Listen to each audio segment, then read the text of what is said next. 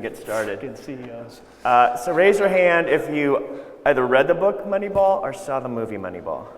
Well, look at that. Nice. Look at that.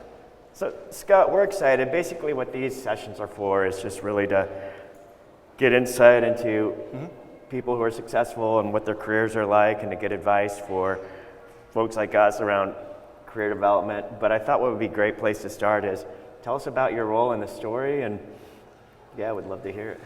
Well, you know, my story started in Boston. I was a first round pick. I ended up getting into the big leagues pretty quickly. You know, I had a couple good years. It looked like my trajectory, a career path was moving up, and I had a bad turn in spring training where I blew my elbow out pretty bad. And and as a catcher, one of the assets you have to have is, the ability to throw. And I didn't throw as hard, and I just didn't have as much accuracy. So really, that's a huge limit. And then it falls upon your bat. I could still hit a little bit, but I kind of got thrust into a DH backup role. Jason Varitek at the time, who'd gotten traded for the Mariners in a quality trade. Yeah. Pilfered, and he came in and did a great job. So he kind of became the frontline guy, and for the next 3 years, I was kind of in that backup role. And I came to a crossroads, was traded to Colorado, didn't want to deal with what they were offering. I became a free agent, and this is where Billy Beane enters the picture. Yep. And a little background on them at the time. I know you guys have read the book, but Oakland is a very, very small market club, and they just don't have a lot of money to spend. But they were coming off a year where they almost beat the Yankees in the playoffs, and three of the components that were making up that club, Jason Giambi, the MVP that year, our closer, Isringhausen, Johnny Damon, they just couldn't afford anymore. So they had to fill those holes. And not having the money to do that, they had to look elsewhere. And this is kind of he was a desperate situation, and he began the Moneyball process, and I just happened to be a pawn in the whole situation. So I was a guy, now who collected baseball cards? Yeah, right? Okay, on the back there was hits, doubles, triples, RBIs, home runs. Basically that was it. And my numbers in those categories were middle of the road, right? And they looked at other aspects of scoring runs that were maybe not valued in the market. And the whole story of there was a guy, Paul DePodesta, in the movie, interestingly enough, is called Peter Brand, Jonah Hill's character. I don't know if you saw it. He was so mad that Jonah Hill was playing him, and he was portrayed as this computer nerd, that he wouldn't lend his name to the movie. But he really is a guy. He was a two-sport, athletic, smart guy from Harvard. And I'm still mad. A good guy, good friends to this day, that he didn't lend his name, because you really need to know who this guy is. Quality guy. But he was the other aspect of Billy Beane that kind of got the ball rolling and looking at the sabermetrics type of idea. And if you extend it out past those stats that were on the back of baseball cards, there were things that I was doing that they started to see as valued. And if you get enough people in that realm of statistics, you could score more runs, and in the open market it was cheaper. So really I didn't know what I was doing, other than I knew that I walked a lot and didn't strike out much. And so that's how I got in. And once I met Michael Lewis, who just randomly popped into my locker one day, and he goes, "Hey, I'm writing a book about the A's." And I went, "Oh, genius. I hope you got another job, because we get 12,000 people here, right? How many copies are you possibly going to sell?" And, he began, and for the next 3 months, he was with me every day. I watched video, and he followed me through the paces, and it was then that I kind of began to see what Billy and the guys were really doing behind the scenes. And that year, we ended up winning more games than the previous year. So he's really Billy Beane, I'm speaking of, is a real pioneer, but a ballsy guy. Yeah. You know what I mean, and smart too. Yeah. So everybody knows Billy Beane was the coach of the A's, and as Scott was talking about, general manager of the A's. General manager. General manager. And as Scott was talking about, their budget was very, very tight, and so the question was, when you lose these major players to teams that have more money, what do you do? Well, traditionally we'd say is, I don't have any money, we're kind of screwed. But you want to talk a little bit about the methodology and sort of the innovation that you guys came up with to really address this? Well, it's funny you say that. That's the way it was, and we'd go to collective bargaining as a union and as the base. It was MLBP, the Major League Baseball. And they'd get to the table, and these poor teams. That's exactly what they say. Oh, you guys are spending too much. Give us some money, and they would. They get luxury taxes would be in place, and you'd get money, and you just still couldn't do it. The only way that they knew they could do it was development, scouting, and preparing what they do through the draft, which was just vital, and an aspect I currently work for the A's, and I do a lot with the scouting, and that's been just a fascinating eye-opener as far as how they do that. Yeah. But what they started to look at was how could we, in the aggregate, over 162 games, get enough runs, and what produces runs, you know what I mean? And during the steroid era, it was home runs, and you know what I mean? That's what produced runs, and that's what got paid. That's where the value as a player was on the open market. You hit home runs, you got a lot of money. They just, out of necessity, were forced to look outside the box and kind of find a way to do it, and through math, and there's so many stats in math that they developed. It's spilled over to defense now. There are just so many, I don't even know all the acronyms, but it's gotten to the point where you can see it in even shifts now. When you watch a baseball game, half the field moves over for certain guys. It's really getting pretty intricate. But he started the ball rolling in that direction during that time I was there, and they figured on-base percentage was kind of the catchphrase for that time. The more people we can get on base, the fewer outs we could give, so guys that struck out less, and we don't bunt. That was another aspect that was going to, score more runs on the whole, in theory, than say the New York Yankees. Yeah. So that was his theory, and it kind of played out for a few years. So part of what Scott is talking about is back in the day, what did you pay for? You paid for the big names who come out there, and they're the shiners, right? They're the ones that are like boom, hitting it over the wall. But there was some insight here that ultimately what matters is getting on base. And so as Scott just talked about, he was really good at walking. He didn't strike out a lot. And so traditionally you'd look at that and you'd miss that. You'd think, oh, whatever. But when Billy Beane and the statistician on his team figured this out, it was very revolutionary. Mm-hmm.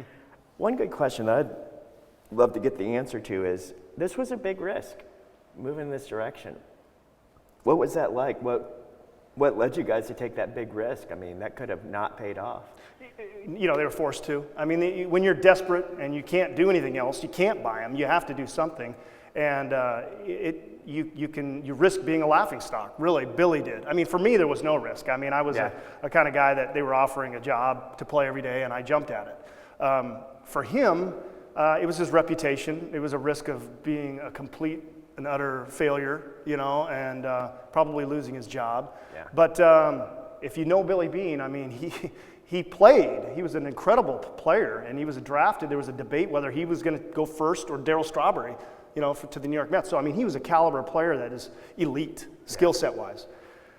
The problem is he was just absolutely maniacal and competitive that he couldn't deal with the failure aspect, and really it was his demise. And so for him to preach everything that he couldn't do to here is something I think that he grapples with daily. Yeah. But he, incredibly competitive guy, and a very, very smart guy, like I said, and utterly fearless as far as it comes to that. And I think he really believed it.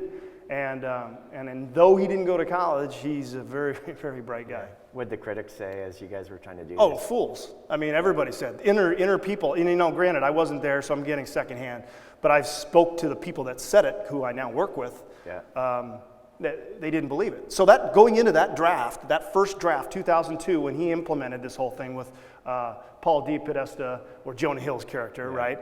Those two decided you'd go into the scouting room, and these guys spend 4 months scouring the country, rating this talent, putting them on the board in the order they think that should go up there, which is probably on line with everybody else in baseball. And then Billy and them, they roll in and statistically have their numbers and how they think that they'll shake out in the end, and they put them in a completely different order. Yeah. So they completely flew in the face of traditional baseball, which is 100 plus years old and does not like change, as we know. And they completely turned it on its ear and did nothing physically as far as a scout would look at it. and purely on statistics. And they did a whole draft that way. Yeah. And there's Michael Lewis is supposedly writing that book, and how those, I think they had 6 guys that go to the big leagues out of that draft. And if you think about it, now that I'm scouting, we have 40 rounds. There used to be 60 or so rounds. And a successful draft is considered, if you get 5 or 6 guys out of that draft to the big leagues, that's successful. So it is purely not a science. So there was room to tinker and find things, and desperate teams more apt to tinker, and they were. So everybody, from what I understand, has taken on this methodology. Yeah. What was it like to see that? Like, what was the step-by-step experience? Because I'm sure it wasn't just overnight. And I'm sure there was some gratification there. What was that like? What did you see in terms of others?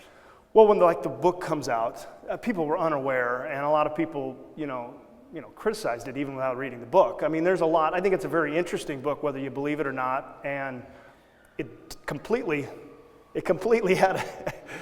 Hey, buddy! Had too late. No worries, bro. How are you? Good. We're just finishing up, but go ahead. So where was I?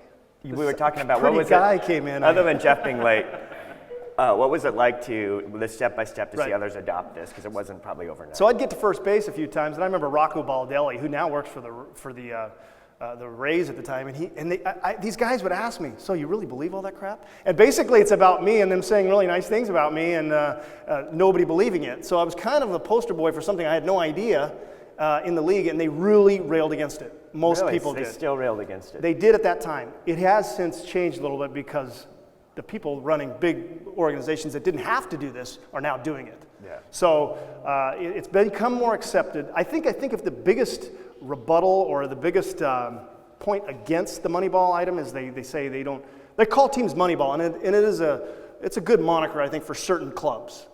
They think it's unfair for us. They like the theory, but they didn't like it that the A's did it because we had 3 great pitchers, and which we did. Tim Hudson, Mark Mulder, Barry Zito, who ended up becoming great players. We had great players on that team. So they were saying it wasn't because of me or whoever else, and I think you're missing the point if you believe that in the book, because it wasn't because of me or Chad Bradford or a couple of these other sub-characters, but it was just the idea of how it was getting looked at and how things are being valued. And it was, if you're looking at it literally, yes, I was an unfair hero in that story.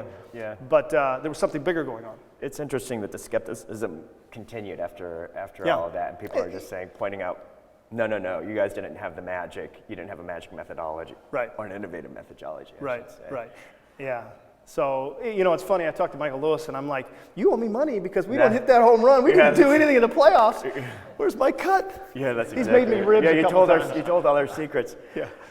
I'm going to turn it over to Jeff. Okay. Jeff, just so you know, we kind of went through what's the history of the whole approach that these guys take that was innovative. What was that like? What was it like to face those challenges and the risk of failure, and just also making sure everybody's following the story. Apologize. Good. No worry. So let's talk about leadership. Ooh. You go down to spring training with the A's and talk to the rooks. Yep. What do you tell them? Depends if I drafted him or not, right? No. When I talk to young guys, and I do a lot of that, I mean, a lot of my job is I scout, and then I do a lot of player development or hands-on instruction type stuff. And yes, you work on mechanics, but really what you want these guys to take away from, I teach them, because when you jump into the minor leagues, you think, oh, here I am, a couple stops and I'm in the big leagues. It is the mountain of things you have to jump over to get there. It'd be depressing to the point that you find it futile and just quit, because it's just nice that they don't know. So to prepare them, ignorance is bliss type of thing. So there's just so many levels and so many things that they're going to have to do, and then they're going to have a little luck and all that combined with some skills. But the big thing is baseball is just complete dealing with failure. I mean, there's so much failure that a lot of these guys Well, nobody knows that more than you. Completely. Very well pointed out. I dealt with it so well. these guys come out of their programs and they're drafted because what? They're really, really good. So they just haven't dealt with failure a lot. They're going to deal with a lot of failure. So the biggest thing was you tell these kids, you're not as good as you think you are, but you're definitely not as bad. You're in the middle. You need to be in the middle. You know, if I could tell you two things, and this is what is going to get you through it, and this is what's going to get you to the big leagues, and this is what's going to get you to stay there, beyond the skill set and the practice, is just you have to be consistent, and that is more than just the game, but it's how you lived, how you work. It's almost has to become a routine, but you have to be consistent, and you have to be able to adjust. Those are the two things. And I tell them all, just approach the game as you're entering school, and you'll never graduate from this school. So you constantly have to be learning. You have to be a student as long as you wear a uniform, and those that aren't will be passed up or will not achieve their potential that they have. And there's some great players that are not students and could be so much better, and I look at them and I just want to shake them. But if you're consistent, if you're open and believe you got to make adjustments, and you be a student, you will be as good as however you're going to be. Yeah. So, I mean, I think that's what you try to nail into them. My favorite story from you was you with Ricky Henderson. Oh, yeah. There was more than one. Yeah. And his, I guess, ego is a fair way to say it. Well, he's an interesting character. Yeah. Uh-huh. What story are you referring to?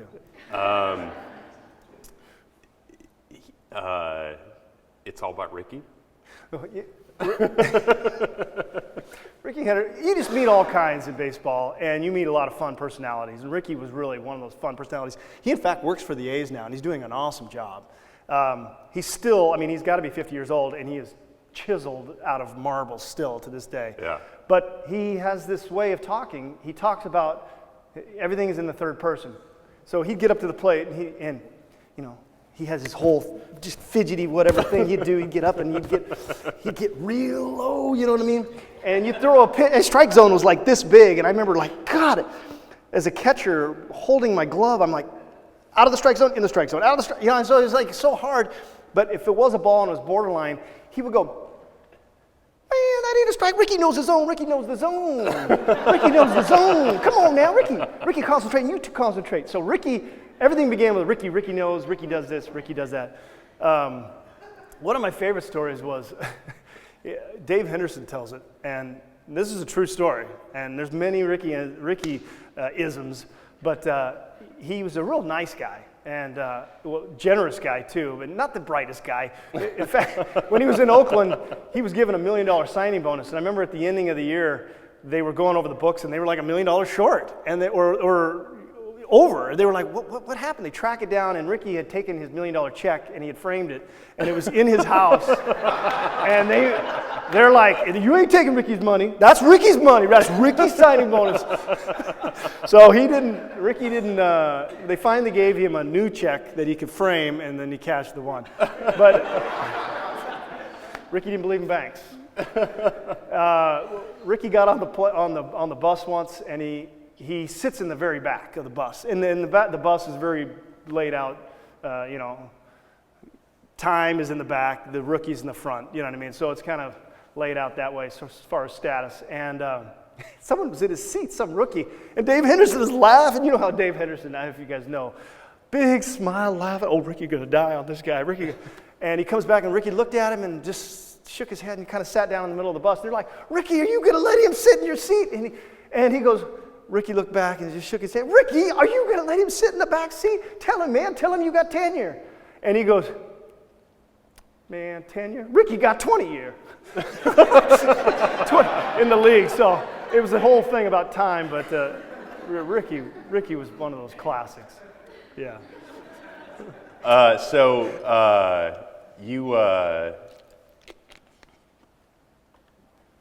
You're one of the few that were able to make it in the big leagues.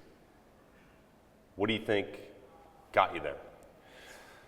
Well, it's a combination of things. I mean, you got to be given a certain amount of ability, I think, to get there. And coming out of college, I had a good college years, and I got drafted the first round. And you're thinking, everybody gets the big leagues, first round, you're just going to pave you the way. And you show up there, and there's 60 rounds of guys that on their best day, they are way better than me on my best day. They were so good and so talented and so much more physically strong, and they were just better. And I couldn't be that good, and that was the most demoralizing thing ever. I thought, my God, I'm a first-round pick. They should fire all their scouts because there's no chance that I'm as good as some of these guys. But you realize after a while, and I'm blessed to come from good family, a good program in college. I disagree with the family. Parts of the family. He's got a point. Instilled are you certain things. So as you play, as you prepare, I wasn't as good on my best day, but I was never as bad as they could be. And over 162 games, that whole wave of how you play, I ended up doing better. But you could come in and watch on a weekend and go, oh, this guy's Joe Schmo. I mean, he's nothing. And look at another guy, and he's phenomenal. But it is over the long run, I think, for my case, that I just was kind of a little bit more consistent. Yeah. And the other thing is, a lot of these guys, and I've had to adjust forever. And I think my ability to adjust to pitching, to situations, was a blessing that I never knew I had. Because once you get to AA, everybody's better. Sliders are tighter. Yeah. They're better. You have to close that door. You just have to be able to adjust. And a lot of these guys were so good, and they were so good, and they got to AAA, and they were so good, and they've never had to adjust. All of a sudden, there's some talented people in AAA, and I see them every year. They just can't make that adjustment when they get called to the big leagues. So that part was a huge aspect. And you played with Wedge. Yeah, we were roommates. Yeah. I bought him his first coffee pot. He's a Mercer Island guy. Yep. He was his kids went to preschool with my kids. No kidding. Yeah. Well, I was supremely disappointed in that whole situation. Yeah, it really was. I mean, he's a good guy. He's a good guy. Yeah. It's an organization in flux. You could say that. Yes. Yeah. I don't think there's just too much turnover there. I wish they'd get a little, just some stability in there somehow. But for me, I know him well. Not a guy to lie. He's a prideful guy. Yeah. I thought you saw it right there. Yeah. Yeah. So what's the difference between the A's and the M's? I mean, it's acres and miles. Yeah, I mean, it's crazy how well you guys have done. Yeah. Relative to right how we've done. I kind of liken it to hitters. Like when we talked about what do you tell young kids? Well, you got to tell them, along with the things we talked about earlier, is you got to know who you are. You know what I mean? If you're a little guy and you're fast, don't be a home run hitter. Accentuate what your positives. Yeah. The M's just don't seem to have an identity. Like they don't know who they are. They claim this middle market or whatever they are, but I don't know. They've seemed capable of being a team that will spend money and has a humongous following. You don't need to look any further than what the Seahawks got showing up there every Sunday. Yeah. And the Sounders. I mean, it is a rabid fan base. Yeah. And they're not tapping into it. And it's unfortunate. And I think that they claim this lower, middle, I don't know. Their sites, it just seems like they're playing less than who they are. And they got certain people putting the rosters together that I just don't agree with some of the moves that are being made. They got Cano as a big splashy thing. And yeah. I always get mad when I hear guys, well, yeah, it's going to put butts in the seats.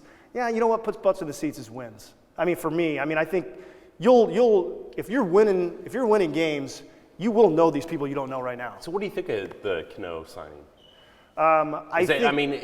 It's yeah, so overpriced, right? He's an amazing hitter. You guys are going to be lucky to watch this guy. I mean, he's a phenomenal hitter.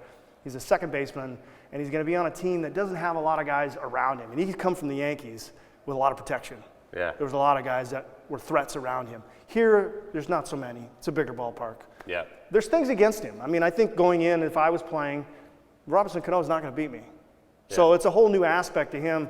That, we'll see how it plays out. He's so good hitter. But for $240 million, you mortgage 10 years, really, and you're in the AL West, which is stacked like nobody else. So you're really not making a move right now.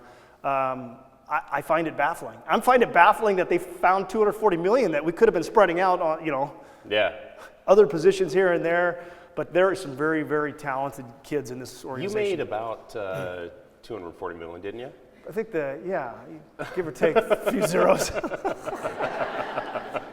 240 million. So on the baseball front, best pitcher you ever faced? Best pitcher I ever faced. I would say the scariest pitcher I ever faced was Randy Johnson back in the day. And I was a left-handed hitter, and this guy was 6'7" or whatever, how tall he was. He was the most awkward, fearsome-looking thing, and he looked like he was 4 feet in front of you. And he was wild as can be, and he'd stepped behind you and kind of crossfired, and it was just this herky-jerky 97 miles an hour that was so scary. You just knew it was going to be at your ear, and I'll never forget, we were in Boston, and I had decent success off him. I'm going to get to the pitcher that I hated the most, but this guy scared me the most. Okay, different category, but he had a slider that he threw, basically behind you, and he threw it 89 miles an hour or whatever, and it would break away. And he wasn't, Mike Stanley used to tell me, if he tilts his glove just like this, it's a slider. I remember going up there once going, did he tilt it? Did he tilt it? And then it's coming at me, and it's too hard to look at it. So I remember it was a situation where he just really patterned himself. Guys in scoring position, he wanted to go with a slider. So there was a guy on third base.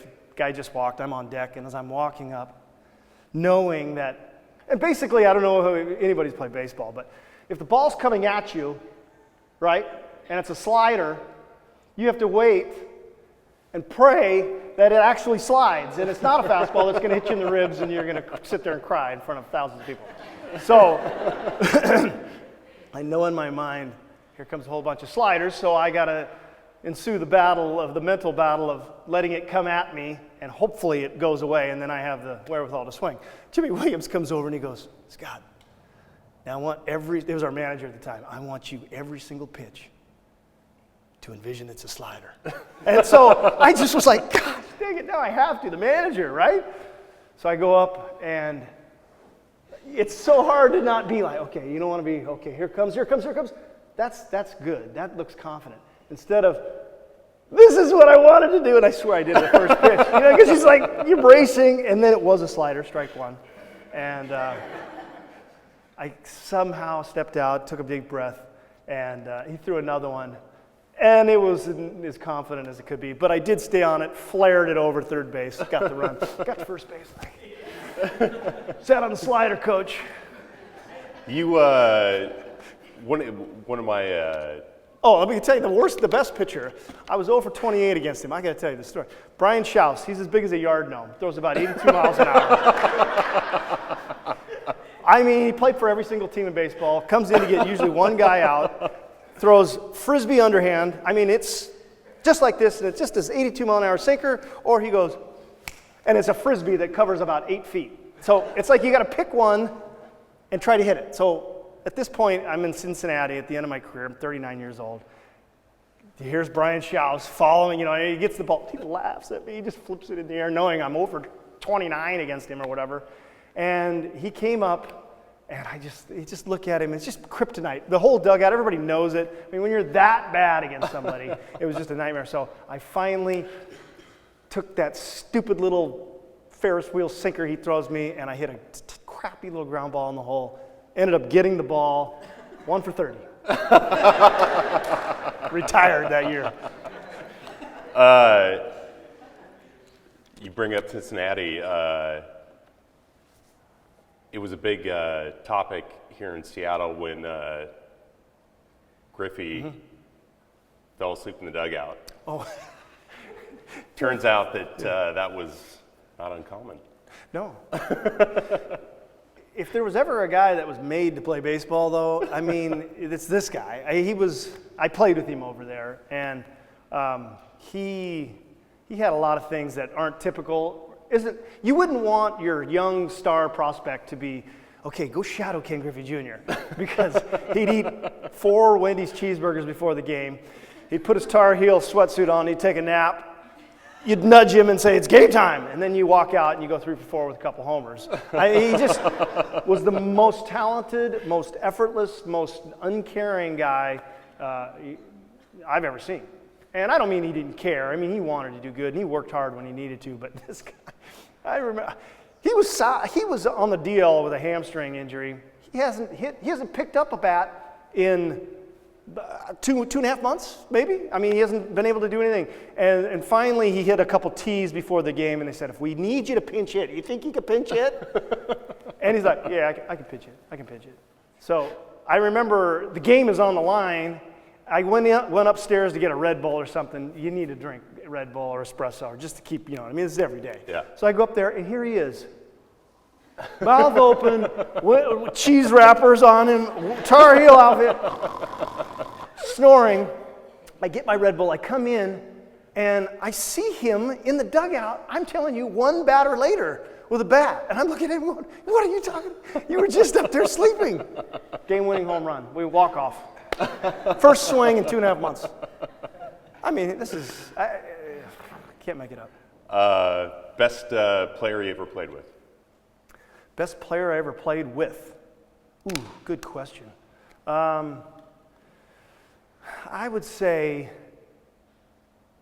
the most talented guy I ever played with is the guy who replaced me in Cincinnati, Joey Votto. Really? Yeah. Yeah. And you know what? I remember I was my last year over there. I didn't want to be there because I knew this kid's going to come up and he's the guy. Yeah. It was just a no-brainer. But I had an option for a lot of money, for me. And I said, don't pick up my option. You got the guy. This is the guy. Yeah. And they were like, oh, we want insurance. So they pick up my option, and basically I sit on the bench for my last year.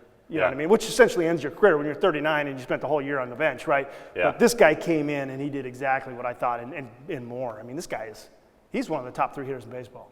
Yeah. I mean, playing with, there's better players, but the guys I played with, he was a good one. Pedro was probably the best pitcher. Pedro Martinez. Yeah, I came down to see you in spring training. Once? Twice? Few times? Yeah. Just tell the people about that little beachside retreat you had. Yeah, top of mast. Yeah. And Pedro, I mean, that guy, he was full of cologne. Oh, yeah. And gold chains. And it wasn't, that was the Dominican culture. You come to you're looking signs at the coach, what should I put down? And then you smell this, whoo! I mean, it's like like one of those bathroom cologne, that real pungent. God, he was a piece of work. Dominicans they like the cologne, man. Yeah. It's better. I mean, it's better than stinking, man. So I asked you if we could talk about steroids. Yeah. And you said yes. Sure. So you were in the middle of the steroid era. Mm-hmm. Ever tempted? Never. No. What's funny is I was so unaware. It was like I missed the memo. I didn't know guys were doing it. I knew I played with Jose Canseco. I knew he was doing it. Yeah. Right. Mo Vaughn. So how'd you know?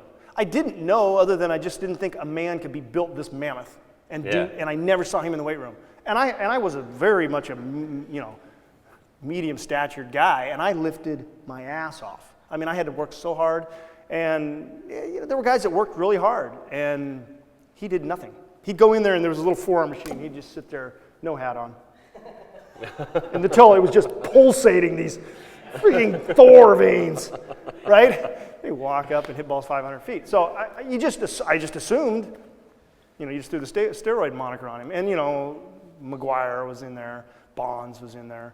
But beyond that, those guys, I didn't know. Mo Vaughn had gotten in trouble. A bat boy was driving his car to the McDonald's to get him some food and got pulled over, and he had a bunch of steroids in the back of his truck or his car. So then I heard that, and I went, you're taking him steroids too? And he was a big beast of a man. But it wasn't until... He hit on my wife. Mo Vaughn? Yes. He did? When you were in town, Oh, he did? yes. The big pirate. And he said, "Oh, hey, what's up, lady?" Yeah, That's the A game. yeah. Yeah, she didn't fall for that one. She didn't. No, fortunately for me. You silver yeah, tongue, yeah, yeah. Oh man, that's funny. yeah. It's a visual. Oh, yeah. So it wasn't until like, I guess I was in Oakland when we were told we were getting, we'd have union meetings. I was our union rep for years, and I remember saying, should we have testing? And it was really kind of shoved under the rug. Nobody wanted to. You don't want to give Major League Baseball anything. You want it to be a union. You want it to be strong. And it was to the point where, you thought, well, God, what's it going to hurt? I mean, you just want a level playing field. Yeah. And that's what I assumed everybody wanted. And then we were finally, I got enough people saying it that they were, okay, we're going to test, see if there is a problem. We're going to tell you when the test is. You know what I mean? If we test over a 5% threshold, okay, then there will be testing. If we don't, there will be no testing. Yeah, We tested it like, 8 or 9%. yeah. So, and this is knowing there's testing coming on the date and Yeah. everything. So, there was a problem. It kicked into the into the whole testing program is kind of evolving to this point. But then people started getting pinched from certain, like the San Francisco thing, what was the name of that? I can't even remember. But Bonds' thing. The clear and Yeah. Whoever was whatever, distributing that. yeah. So there's a lot of people, and then the list of people that were on the 9%, got turned over, and people found those names out. So there's a lot of people doing it, and there were a lot of people in the locker room I was in that I was shocked. So you So started asking. how many people you think were doing it? I couldn't even venture a guess, but I would say if you looked at a star player, and a lot of guys just fizzled out. And I think a lot of star players at the time hitting 20-plus home runs, you could really put some flags up. Yeah. A lot of people. And I don't think it's going anywhere. I mean, we're looking at, A-Rod's in the news right now, but I just think that there's so many millions at stake here.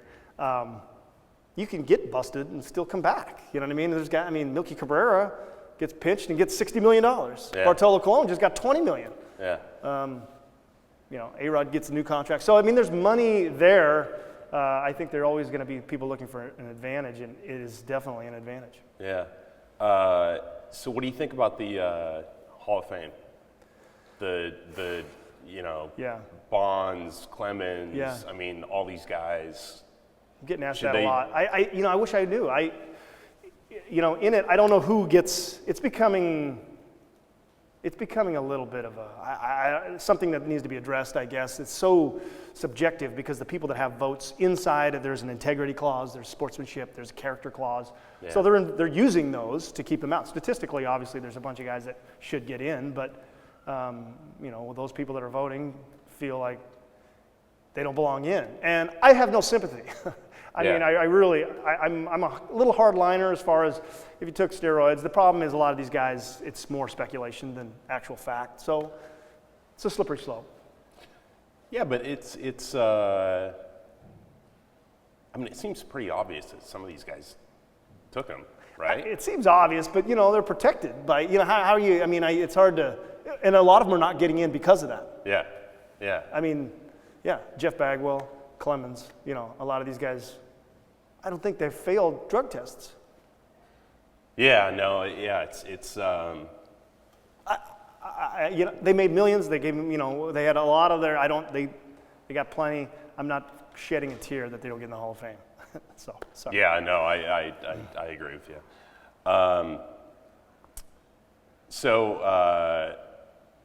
With the A's now,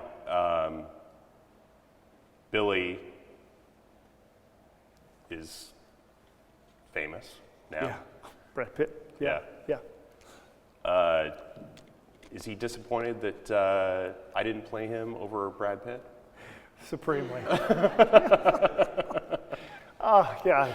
His ego hasn't grown too drastically, though. I was in Bend. We have houses. I have a place in Bend, and he's got the next door house. And he'd kill me if I told him this, but I remember pulling up my Wi-Fi network, and there was another option, and it said Moneyball. And I was like, what the Moneyball? Oh, Brad Pitt next door had Moneyball as his Wi-Fi. So speaking of Moneyball, I don't know if people know this, but the initial Moneyball concept, you were going to play yourself. Oh yeah, we genius, Hollywood. We actually flew down there. The original, And Bitsy was going to play herself, right? Yeah, we were given scripts. At the end, there was a little crying scene with my wife, Bitsy's Brad Pitt. his my wife. Yeah.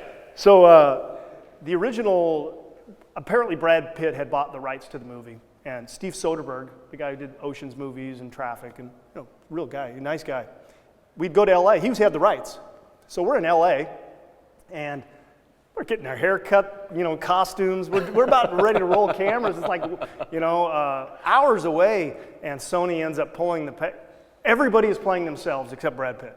So all players, Steve Soderbergh had a vision of that it being real baseball, real looking, and he wanted it close to the book and less Hollywoody, and that was the way it was going. And right before they pulled the plug, and something about they wanted to sell tickets, and so they they ended up becoming what it was. But really, it was Brad Pitt wanting to do it because they lost. I think it was $15 million just pulling the plug, and they were that far invested in it. And you hung out with Brad for the whole bunch of those guys. yeah. It was pretty cool. They were all very, very, very cool. I mean, the red carpet was a trip. That was, talking to TMZ and those quality questions, and you know what I mean. So as good as these questions. Riveting, yes. What's your sign? Got a lot of anyway. So the whole experience was pretty cool. I mean, not an industry I'm striving to get into. Yeah, and then Chris Pratt played you. Yep. I was pretty amazed at Northwest guy. Yeah, Seattle guy, right? Yeah, and he got your mannerisms down pretty well. Yeah, it was funny because I was on set for not a lot, but quite a bit, and so I got to know him pretty good while he was shooting, and he had spent I can't remember what he said, 4 or 5 months just because he was a right-handed guy, right? And so I was a left-handed hitter, so he had to learn how to hit left-handed, right? Yeah. Which is kind of a natural. And then to mimic somebody, it's hard enough to kind of do it. He really, I remember the first time I met him, big guy too. I keep envisioning the little Tom Cruise guys running around in Hollywood, right? Yeah. This guy was like, he's a beast. Yeah. Big guy, ex-wrestler. And he comes up, and he's kind of a goofy guy. I don't know if you've seen Parks and Rec. Yeah. That's this guy. I Yeah. mean, he's hilarious. And he comes up, shakes my hand, gives me a little hug, and he goes, "Watch this." And then he just did my whole, and I'm like, God, I didn't realize it did all that.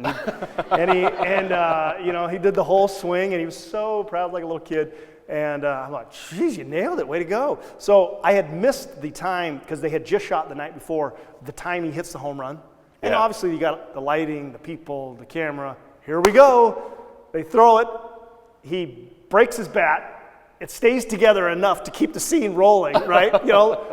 But he's like, home run. He has to go through the whole thing, comes around third base, eats it, face in the grass. Didn't make it on any blooper reel. I was so upset. But he told it, he's the funniest guy. Hey, Philip Seymour Hoffman was in it. That was a bunch of guys. But cool to meet him. Great lineup. Yeah, he was funny. And Billy is, as you know, I got a chance to meet him last year, and greatest guy. Yeah, he really is. He really is a really cool guy. Yeah. Till he's throwing things at you. Yeah. Yeah. Over 20. All right, let's thank Scott for spending time with us. Thanks for having me.